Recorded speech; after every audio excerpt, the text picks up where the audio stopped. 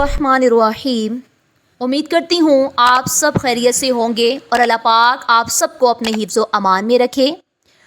और वीडियो को मुकम्मल देखने से पहले आपसे दरख्वास्त है, जब वीडियो को मुकम्मल देख लें इसको लाइक करें, सब्सक्राइब करें और सदका जारिया समझ कर इसको शेयर करें, ताकि आपके एक अच्छे पैगाम पहुँचाने से देखने वाले की भी इस्लाह हो सके, आपकी भी इस्लाह हो सके और आपके नामा अमाल में नेकियों का इजाफ़ा हो सके। तो वीडियो को आगाज़ करते हैं।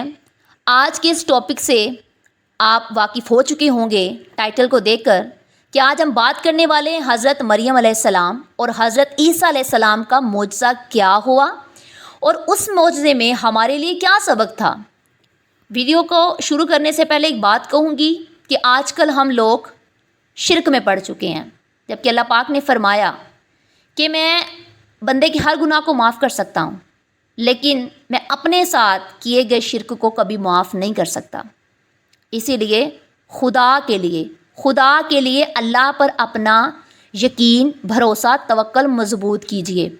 अगर चाहते हो दुनिया और आखिरत में कामयाब होना, अगर चाहते हो बेचैनियों से, परेशानियों से, उलझनों से अपने आप को रिहा करना, तो अल्लाह पर अपना यकीन मज़बूत कर लीजिए।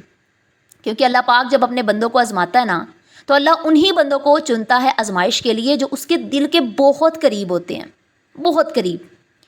हज़रत मरियम अलैहिस्सलाम ने बग़ैर शोहर के हज़रत ईसा अलैहिस्सलाम को जन्म दिया और अल्लाह ने हज़रत ईसा अलैहिस्सलाम को बचपन में ही मोजज़ात दिखाए, जैसा कि गहवारे में बात करना, ये भी उनका एक मोजज़ा था। अब इसमें हमारे लिए क्या सबक है कि अल्लाह की कुदरत और उस पर तवक्ल। इस कहानी से हमें ये सबक मिलता है कि अल्लाह की कुदरत बेमिसाल है और इंसानों का कोई भी मसला अल्लाह की मदद के बगैर हल नहीं होता।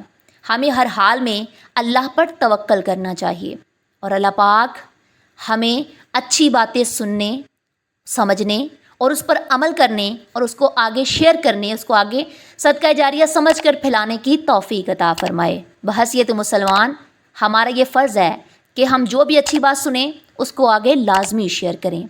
और अगर वीडियो अच्छी लगी हो, लाइक, सब्सक्राइब और शेयर ज़रूर कर दीजिएगा। शुक्रिया।